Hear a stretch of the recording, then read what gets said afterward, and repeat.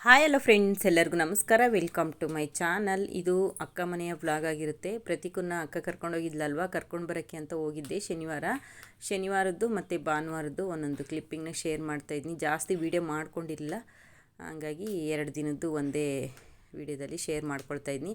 ಹಾಗೆ ಅಕ್ಕರ ಮನೆಗೆ ನಮ್ಮ ಚಿಕ್ಕಪ್ಪನ ಮಗ ಅಜಯ್ ಅಂತೇಳ್ಬಿಟ್ಟು ಅವನು ಸಹ ಬಂದಿದ್ದ. ಇವತ್ತು ಅವ್ರದ್ದು ಸತ್ಯನಾರಾಯಣ ಸ್ವಾಮಿ ಪೂಜೆ ಆಗಿ 48 ದಿವಸ ಆಯಿತು. ಹಂಗಾಗಿ ಸ್ವೀಟ್ ಮಾಡಿ ದೇವಸ್ಥಾನಕ್ಕೆ ಹೋಗಿ ಬಂದರು. ಹೆಸರುಬೇಳೆ ಪಾಯಸ ಮಾಡಿ, ಬೀನ್ಸು ಹಾಗೆ ಹೆಸ್ರು ಕಾಳು ಪಲ್ಯ ಮಾಡಿದ್ವಿ, ಅನ್ನ ಮತ್ತು ಸೊಪ್ಪು ಸಾಂಬಾರು ಮಾಡಿದ್ವಿ. ಶನಿವಾರ ಆಗಿರೋದ್ರಿಂದ ದಿನವೂ ಚೆನ್ನಾಗೈತೆ, ಒಂಥರ ಹಬ್ಬದ ವಾತಾವರಣ ಇತ್ತು. ಯಾಕಂದರೆ ಸ್ವೀಟ್ ಮಾಡಿರೋದ್ರಿಂದ ಮತ್ತು ಶನಿವಾರ ಆಗಿರೋದ್ರಿಂದ ಒಂಥರ ಹಬ್ಬದ ವಾತಾವರಣ ಇತ್ತು. ಹಲಸಿನ ಮೂಡೆ ತಂದಿದ್ರು ನಮ್ಮ ಭಾವ, ಅದನ್ನು ಸಹ ಕಟ್ ಮಾಡ್ತಾಯಿದ್ದಾರೆ. ಈಗ ನೋಡಿ, ಸೊಪ್ಪು ಸಾಂಬಾರು ಮಾಡಿದ್ದೆ. ಹುಳ್ಳಿಕಾಳು ಮೊಳಕೆ ಬೇಳೆ ಹಾಕ್ಬಿಟ್ಟು ಸ್ವಲ್ಪ ಪಾಲಕ್ಕು, ಮೆಂತ್ಯ, ಚಕ್ಕೋತ ಇದೆಲ್ಲ ಮಿಕ್ಸ್ ಸೊಪ್ಪಿತ್ತು. ಸೊಪ್ಪು ಸಾಂಬಾರು ಮಾಡಿದ್ವಿ. ಮಹತ್ಗೆ ಸಹ ಅವನು ಬರ್ತಾರೆ ಈಗ, ನಮ್ಮ ಮನೆಯವರು ಮಹತ್ತು.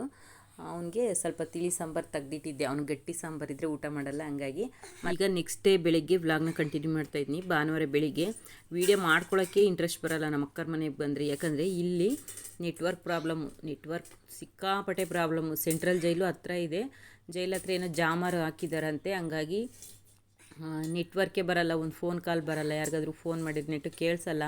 ಈಗ ನಾನು ವೀಡಿಯೋ ಮಾಡಿ ಸ್ಟಾಕ್ ಇಟ್ಕೊಂಡ್ರೆ ನನ್ನ ಮೊಬೈಲಲ್ಲಿ ಸ್ಟೋರೇಜ್ ಇರೋಲ್ಲ. ಹಂಗಾಗಿ ಹಳೆ ವೀಡಿಯೋನೇ ಇತ್ತು, ಅದನ್ನ ನಾನು ಶನಿವಾರ ಬೆಳಿಗ್ಗೆ ನಮ್ಮ ಮನೆಯಲ್ಲಿ ಎಡಿಟ್ ಮಾಡ್ಕೊಂಡು ಬಂದಿದ್ದೀವಿ. ಶನಿವಾರ ಬೆಳಗ್ಗೆ ಅಪ್ಲೋಡ್ ಮಾಡಿದ ವೀಡಿಯೋ ಭಾನುವಾರ ಸಂಜೆ ಯಾವಾಗಲೂ ಅಪ್ಲೋಡ್ ಆಗೈತೆ.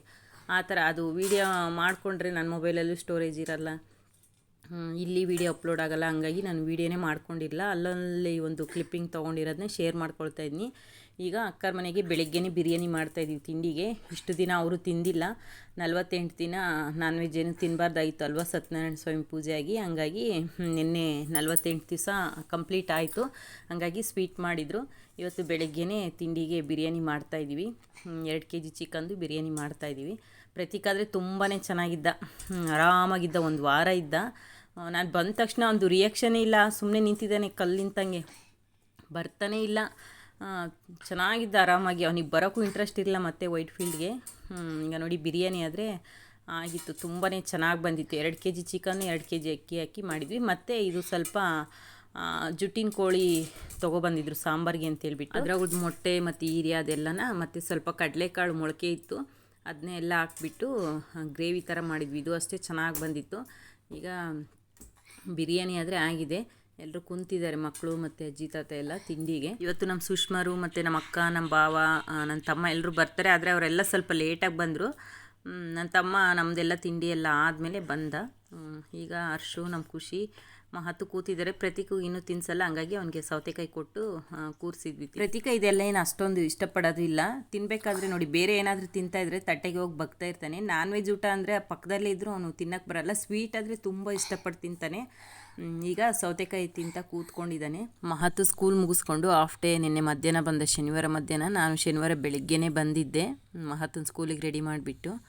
ಈಗ ತಿಂಡಿ ಎಲ್ಲ ತಿಂತಾಯಿದ್ದಾರೆ. ಇವ್ರದ್ದೆಲ್ಲ ಆದಮೇಲೆ ನಾನು ನಮ್ಮ ಅಕ್ಕ ಎಲ್ಲ ಕೂತ್ಕೊಂಡು ತಿಂದ್ವಿ. ನಮ್ಮದೇನು ಇವತ್ತು ಡಯಟ್ ಏನೂ ಇಲ್ಲ, ಫುಲ್ ಡೇ ಊಟನೇ ಆಯಿತು. 3 ಟೈಮ್ ಊಟ ಮಾಡಿದೆ ಇವತ್ತು. ಈಗ ಜುಟ್ಟಿನ ಕೋಳಿ ಸಾಂಬಾರು ಮಾಡೋದಕ್ಕೆ ಒಂದು 2.5 kg ಚಿಕನ್ನ ನೀಟಾಗೆಲ್ಲ ತೊಳೆದು ಇಟ್ಕೊಂಡಿದ್ದೀನಿ. ಮಸಾಲೆಗೆ ಒಂದು 4 ಗೆಡ್ಡೆ ಬೆಳ್ಳುಳ್ಳಿ, ಒಂದು 1.5 ಇಂಚ್ ಆಗೋಷ್ಟು ಶುಂಠಿ, 1 ಸ್ಪೂನ್ ಆಗೋಷ್ಟು ಗಸಗಸೆ, ಚಕ್ಕೆ, ಲವಂಗ, ಏಲಕ್ಕಿ, ಮರಾಠ ಮೊಗ್ಗು, ಕಲ್ಲು, ಇದನ್ನೆಲ್ಲ ಬಿಸಿ ಮಾಡಿ ಇಟ್ಕೊಂಡಿದ್ವಿ. ಒಂದು 5 ಟೇಬಲ್ ಸ್ಪೂನ್ ಆಗೋಷ್ಟು ಧನಿಯಾ ಪೌಡ್ರು, ಒಂದು 4 ಟೇಬಲ್ ಸ್ಪೂನ್ ಆಗೋಷ್ಟು ಅಚ್ಕಾರದ ಪುಡಿ, ಒಂದು 5 ರಿಂದ 6 ಟೇಬಲ್ ಸ್ಪೂನ್ ಆಗೋಷ್ಟು ಒಣಕೊಬ್ಬರಿನ ಪೌಡ್ರ್ ಮಾಡಿ ಇಟ್ಕೊಂಡಿದ್ವಿ. ಹಾಗೆ ಒಂದು ಇಡೀ ಕೊತ್ತಂಬರಿ ಸೊಪ್ಪು, ಒಂದು ಇಡೀ ಪುದೀನ, 1-2 ಟೊಮೊಟೊ, 1 ಈರುಳ್ಳಿ, ಇದೆಲ್ಲ ಮಸಾಲೆಗೆ. ಈಗ ಇದನ್ನೆಲ್ಲ ಒಂದು ಮಿಕ್ಸಿ ಜಾರ್ಗೆ ಹಾಕ್ಕೊಂಡು ಒಂದು ಸ್ವಲ್ಪ ನೀರು ಹಾಕ್ಕೊಂಡು ನುಣ್ಣಗೆ ರುಬ್ಕೋಬೇಕು. ಅದಾದ ತಕ್ಷಣ ಕುಕ್ಕರ್ಗೆ 1-2 ಸ್ಪೂನ್ ಎಣ್ಣೆ, ಹಾಗೆ 1-2 ಲವಂಗ, 1 ಪೀಸ್ ಚಕ್ಕೆ, 1-2 ಈರುಳ್ಳಿ ಹಾಕಿ ಫ್ರೈ ಆದಮೇಲೆ ಈಗ ಒಂದು 2.5 kg ಚಿಕನ್ನ ನೀಟಾಗೆಲ್ಲ ತೊಳೆದ್ಬಿಟ್ಟು ಹಾಕ್ಕೊಳ್ತಾ ಇದ್ದಾಳೆ ಅಕ್ಕ. ಸ್ವಲ್ಪ ಅರಿಶಿನ, ಕಲ್ಲುಪ್ಪು ಹಾಕಿ ಒಂದು 10 ರಿಂದ 15 ನಿಮಿಷ ಚೆನ್ನಾಗಿ ಹುರ್ಕೋಬೇಕು ಒಗ್ಗರಣೆಯಲ್ಲೇ. ಇದನ್ನ ಜುಟ್ಟಿನ ಕೋಳಿ ಆಗಿರೋದ್ರಿಂದ, ಇಲ್ಲಾಂದರೆ ಒಂದು ಸ್ಮೆಲ್ ಬಂದಂಗೆ ಆಗುತ್ತೆ. ಚೆನ್ನಾಗೆಲ್ಲ ಹುರ್ಕೋಬೇಕು. ಇದನ್ನ ಎಷ್ಟು ಚೆನ್ನಾಗಿ ಒಗ್ಗರಣೆಯಲ್ಲಿ ಹುರಿತೀವೋ ಅಷ್ಟು ರುಚಿಯಾಗಿ ಸಾಂಬಾರು ಅನ್ನೋದು ಬರುತ್ತೆ. ನಾವು ಸುಮ್ಮನೆ ಒಗ್ಗರಣೆ ಹಾಕ್ಬಿಟ್ಟು ಮಸಾಲೆ ಹಾಕ್ಬಿಟ್ರೆ ಚೆನ್ನಾಗಿರಲ್ಲ ಸಾಂಬಾರು, ಪೀಸೆಲ್ಲ ಒಂಥರ ಸ್ಮೆಲ್ ಬರ್ತಾ ಇರುತ್ತೆ. ಹಾಗಾಗಿ ಚೆನ್ನಾಗಿ ಹುರಿಬೇಕು ಒಗ್ಗರಣೆಯಲ್ಲೇ. ನೋಡಿ, ನೀರೆಲ್ಲ ಸುಂಡಿದೆ, ನೀರು ಸುಂಡೋವರೆಗೂ ಚೆನ್ನಾಗಿ ಒಗ್ಗರಣೆಯಲ್ಲೇ ಹುರ್ಕೋಬೇಕು. ಈಗ ಒಂದು 10 ರಿಂದ 15 ನಿಮಿಷ ಚೆನ್ನಾಗೆಲ್ಲ ಹುರ್ಕೊಂಡಿದ್ದಾಳೆ. ಈಗ ರುಬ್ಬಿರೋ ಅಂಥ ಮಸಾಲೆನ ಹಾಕ್ಕೊಳ್ಳೋದು. ನಾನೇ ಮಿಕ್ಸಿಗೆಲ್ಲ ಹಾಕಿ ಒಂದು ಪಾತ್ರೆಗೆ ಹಾಕಿ ಇಟ್ಟಿದ್ದೆ, ಎಲ್ಲ ಮಿಕ್ಸ್ ಮಾಡಿ ಇಟ್ಟಿದ್ದೀನಿ. ಈಗ ಇದನ್ನ ಹಾಕ್ಕೊಂಬಿಟ್ಟು ನಮಗೆ ಸಾಂಬಾರಿಗೆ ಎಷ್ಟು ಬೇಕೋ ಅಷ್ಟು ನೀರನ್ನ ಹಾಕ್ಕೊಂಡು ರುಚಿಗೆ ತಕ್ಕಷ್ಟು ಉಪ್ಪು ಹಾಕಿ ಕುಕ್ಕರ್ ಲಿಡ್ನ ಮುಚ್ಚಿ ಒಂದು 3 ವಿಸಲ್ ಕೂಗಿಸ್ಕೊಂಡ್ರೆ ರುಚಿಯಾಗಿರುವ ಜುಟ್ಟಿನ ಕೋಳಿ ಸಾಂಬಾರು ರೆಡಿಯಾಗುತ್ತೆ. ಬಾಯ್ಲರ್ ಕೋಳಿದು ಫ್ರೈಗೆ, ಕಬಾಬ್ಗೆ ಮತ್ತು ಬಿರಿಯಾನಿಗಾದರೆ ಚೆನ್ನಾಗಿರುತ್ತೆ. ನಮಗೆ ಸಾಂಬಾರಿಗೆಲ್ಲ ಆದರೆ ಈ ಜುಟ್ಟಿನ ಕೋಳಿದೇ ಚೆನ್ನಾಗಿರೋದು. ಬಾಯ್ಲರ್ ಕೋಳಿದು ಅಷ್ಟು ಟೇಸ್ಟಿ ಬರಲ್ಲ. ಹಾಗಾಗಿ ನಾವು ಯಾವಾಗಲೂ ಜಾಸ್ತಿ ಮಾಡೋದಂದರೆ ಜುಟ್ಟಿನ ಕೋಳಿದೆ ಸಾಂಬಾರಿಗೆಲ್ಲ ಮಾಡೋದು. ನಮ್ಮ ಮನೆಯಲ್ಲೂ ನಾವು ಮಾಡಿ ತುಂಬ ದಿನವೇ ಆಗಿತ್ತು, ಇನ್ನೂ ನಮ್ಮ ಮನೇಲಿ ಮಾಡಿಲ್ಲ. ಸುಮಾರು ಜನ ನನ್ನ ಫೇಸ್ಬುಕ್ಕಲ್ಲೆಲ್ಲ ಕೇಳ್ತಾಯಿದ್ದೀರಾ ನಾನ್ ವೆಜ್ಜು ರೆಸಿಪಿ ಹಾಕಿ ಅಂತ. ಆದರೆ ಇದರಲ್ಲಿರೋದೇ ಒಂದು ಕ್ಲಿಪ್ಪಿಂಗ್ನ ತೊಗೊಂಡ್ಬಿಟ್ಟು ಶಾರ್ಟ್ ವಿಡಿಯೋ ಮಾಡಿ ಹಾಕ್ತೀನಿ. ನಮ್ಮ ಮನೆಯಲ್ಲಂತೂ ಒಂದು ತಿಂಗಳೇ ಆಯ್ತು ಮಾಡಿ, ಇನ್ನೂ ಮಾಡಿಲ್ಲ. ಹಂಗಾಗಿ ನಾನು ವಿಡಿಯೋ ಶೇರ್ ಮಾಡ್ಕೊಂಡಿರಲಿಲ್ಲ. ಈಗ ಸಾಂಬಾರಿಗೆಲ್ಲ ಇಟ್ಬಿಟ್ಟು ಸ್ವಲ್ಪ ಪಾತ್ರೆ ಜಾಸ್ತಿನೇ ಇತ್ತು, ಬಿರಿಯಾನಿ ತಿಂದಿರೋದು ಎಲ್ಲ. ಹಂಗಾಗಿ ಪಾತ್ರೆ ಎಲ್ಲ ಸ್ವಲ್ಪ ತೊಳೆಯೋಣ ಅಂತೇಳ್ಬಿಟ್ಟು ಹೊರಗಡೆನೇ ಇಟ್ಕೊಂಡು ತೊಳಿತಾ ಇದ್ದೀನಿ. ಪಾತ್ರೆ ಎಲ್ಲ ತೊಳೆದಾದ್ಮೇಲೆ ಈಗ ಇನ್ನೊಂದು 2 kg ಬಾಯ್ಲರ್ ಕೋಳಿ ಚಿಕನ್ನ ತಂದಿದ್ವಿ ಫ್ರೈಗೆ ಅಂತೇಳ್ಬಿಟ್ಟು. ಗ್ರೀನ್ ಕಲರಲ್ಲಿ ಮಾಡಿದ್ವಿ. ಸ್ವಲ್ಪ ಪುದೀನ ಕೊತ್ತಂಬರಿ ಸೊಪ್ಪೆಲ್ಲ ಹೆಚ್ಚಿಗೆ ಹಾಕ್ಬಿಟ್ಟು ಮಾಡಿದ್ದಿದ್ದು. ಫ್ರೈ ಆದರೆ ಚೆನ್ನಾಗಿರುತ್ತೆ ಈ ಬಾಯ್ಲರ್ ಕೋಳಿದು. ಸಾಂಬಾರಿಗೆ ಅಷ್ಟು ಸೂಟ್ ಆಗಲ್ಲ. ರೈಸ್ ಮಾಡಿರಲಿಲ್ಲ, ಬಿರಿಯಾನಿ ಇನ್ನೂ ಸ್ವಲ್ಪ ಜಾಸ್ತಿನೇ ಮಿಕ್ಕಿತ್ತು, ಹಂಗಾಗಿ ಅದನ್ನೇ ಸರ್ವ್ ಮಾಡಿದ್ವಿ. ಅಷ್ಟರಲ್ಲಿ ಸುಷ್ಮಾ ಸಹ ಬಂದಾದಮೇಲೆ ಸುಷ್ಮಾನೇ ಮುದ್ದೆ ಮಾಡ್ತಾಯಿದ್ದಾಳೆ, ನಮ್ಮ ಅಕ್ಕನೂ ಸುಷ್ಮಾ. ನಮ್ಮ ಮನೆಯವರೆಲ್ಲ ಊರಿಗೆ ಹೋಗಿದ್ದಾರೆ, ಅವರೊಬ್ಬರು ಮಿಸ್ಸು. ಹಂಗಾಗಿ ತುಂಬ ಬೇಜಾರಾಗ್ತೈತೆ ಎಲ್ರಿಗೂ. ಅವರಿದ್ದರೆ ಚೆನ್ನಾಗಿರೋದು ಅನ್ನಿಸ್ತೈತಿ. ಈಗ ಊಟಕ್ಕೆ ಟೈಮ್ ಆಗಿತ್ತು, ಎಲ್ಲರೂ ವೆಯ್ಟ್ ಮಾಡ್ತಾಯಿದ್ರು. ನನ್ನ ತಮ್ಮ ಸಹ ಬೆಳಿಗ್ಗೆನೇ ಬಂದಿದ್ದ, ಒಂದು 11-12 ಗಂಟೆ ಹಂಗೆ. ಗಿರಿನೂ ಸಹ ಅಂಗಡಿಯಿಂದ ಬಂದೆ. ನನ್ನ ತಮ್ಮ ಚಿಕ್ಕವನು ಇಲ್ಲೇ ಅಕ್ಕರ ಮನೆಯಲ್ಲೇ ಇರೋದು. ಊಟಕ್ಕೆ ಅಂಗಡಿಯಿಂದ ಬಂದಿದ್ದಾನೆ. ಹಾಗೆ ಸುಷ್ಮಾ, ಯಜಮಾನ್ರು, ನಾಗೇಶಣ್ಣ ಎಲ್ಲರೂ ಕೂತಿದ್ದಾರೆ. ಯಾರೋ ವೀಡಿಯೋ ಮಾಡ್ತಾಯಿದ್ರು, ಆಯ್ ಮಾಡಿರಿ ಅಂತ ಹೇಳ್ತಾಯಿದ್ರು. ಯಾರೋ ಖುಷಿನ ಮಾಡ್ತಾಯಿದ್ರು ವೀಡಿಯೋನ. ಈಗ ನೋಡಿ ಚಿಕನ್ ಸಾಂಬಾರಾದರೆ ರೆಡಿ ಆಗಿದೆ. ಆವಾಗಲೇ ಒಂದು ಪಾತ್ರೆಗೆ ತೆಗ್ದಿಟ್ಟಿದ್ದೀವಿ. ತುಂಬಾ ಚೆನ್ನಾಗಿ ಬಂದಿತ್ತು ಸಾಂಬಾರು, ಮಾತ್ರ ಸಖತ್ತಾಗಿ ಬಂದಿತ್ತು, ರುಚಿ ಮಾತ್ರನ. ಈಗ ಎಲ್ಲರೂ ಕೂತ್ಕೊಂಡು ಊಟ ಮಾಡ್ತಾ ಇದ್ದಾರೆ. ಇವರು ಊಟ ಮಾಡೋ ಅಷ್ಟರಲ್ಲಿ ಮತ್ತೆ ನಮ್ಮ ಅಕ್ಕ, ನಮ್ಮ ಭಾವನೂ ಸಹ ಬಂದರು. ಅವರು ಇಲ್ಲೇ ಎಲೆಕ್ಟ್ರಾನ್ ಸಿಟಿ ಹತ್ರ ಶಾಂತಿಪುರದಲ್ಲಿದ್ದಾರೆ. ಬೆಳಗ್ಗೆನೇ ಬರೋದಕ್ಕೆ ಕೇಳಿದ್ವಿ, ಆದರೆ ಅವ್ರಿಗೆ ಬರೋಕ್ಕಾಗಿಲ್ಲ. ಹಂಗಾಗಿ ಇವ್ರದ್ದು ಊಟ ಎಲ್ಲ ಆದಮೇಲೆ ಮತ್ತೆ ನಮ್ಮ ಅಕ್ಕ, ನಮ್ಮ ಭಾವ ಎಲ್ಲ ಬಂದರು. ಚಿರುನು ಮಹತ್ತು ಎಲ್ಲೋದ್ರೂ ಜೊತೆ ಬಿಟ್ಟು ಮಾತ್ರ ಕದಲಲ್ಲ. ಅಕ್ಕ ಅವ್ರ ಅತ್ತೆ ಮಾವ ಆಮೇಲೆ ಊಟ ಮಾಡ್ತೀವಿ, ಇನ್ನೂ ಹೊಟ್ಟೆ ಹಶ್ವಾಗಿಲ್ಲ ಅಂದರು. ಹಂಗಾಗಿ ನಾಗೇಶಣ್ಣ ಒಬ್ಬರೇ ಕೂತಿದ್ದಾರೆ. ನಮ್ಮ ಭಾವ ಅಂಗಡಿಯಲ್ಲಿದ್ದಾರೆ. ಗಿರಿ ಬಂದಿದ್ದಾನಲ್ವ ಮನೆಗೆ, ಹಂಗಾಗಿ ಅವರು ಅಂಗಡಿಯಲ್ಲಿದ್ದಾರೆ. ಗಿರಿ ಊಟಕ್ಕೆ ಬಂದಿದ್ದಾನೆ. ಈಗ ನೋಡಿ ಅವರು ಊಟ ಮಾಡ್ತಾ ಕೂತ್ಕೊಂಡಿದ್ರು. ಅಷ್ಟರಲ್ಲಿ ನಮ್ಮ ಅಕ್ಕ, ನಮ್ಮ ಭಾವ ಸಹ ಬಂದರು.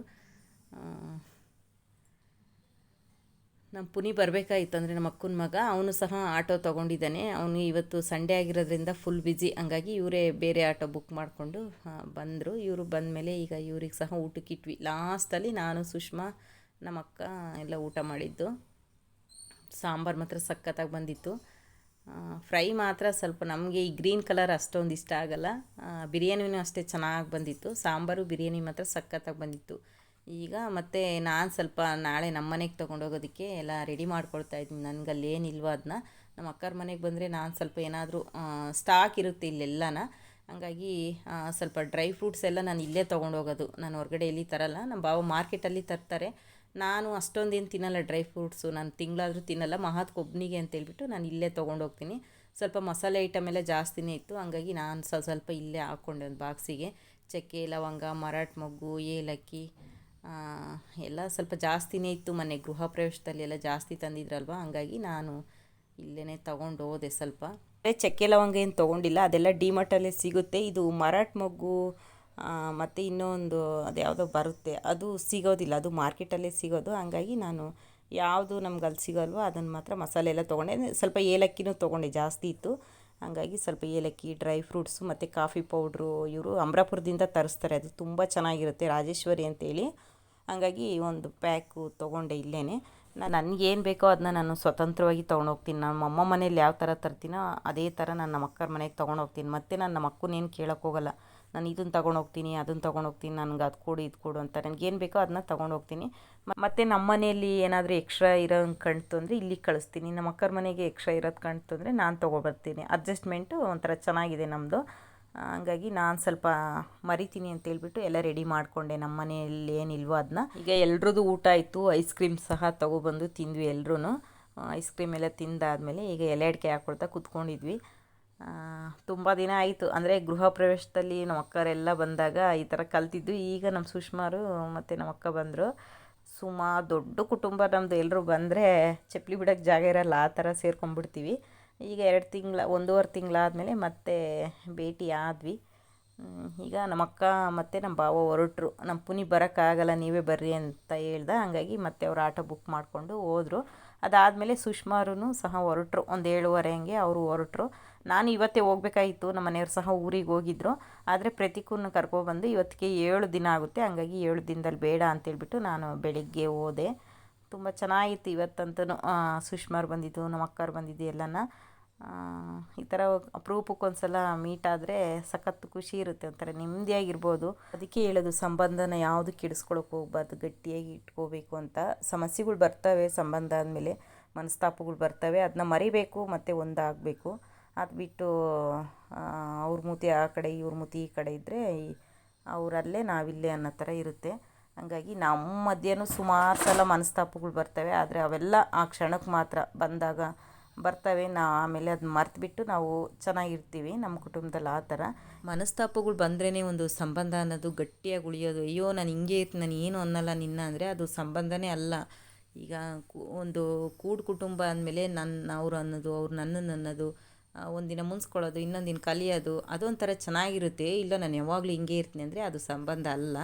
ಕೆಲವ್ರು ಇರ್ತಾರೆ, ಎಷ್ಟು ಸೋತ್ರೂ ಸೋಲಲ್ಲ ಅಂತಾರೆ. ಅಂಥವ್ರಿಗೆ ಅವರಲ್ಲೇ ನಾವು ಇಲ್ಲೇ ಅನ್ನೋ ಥರ ಇರಬೇಕಷ್ಟೇ. ಈಗ ನಮ್ಮ ಮನೆಯವರು ಊರಿಗೆ ಹೋಗಿದ್ರು ನೋಡಿ, ಬಂದಿಲ್ಲ ಅಕ್ಕರ ಮನೆಗೆ.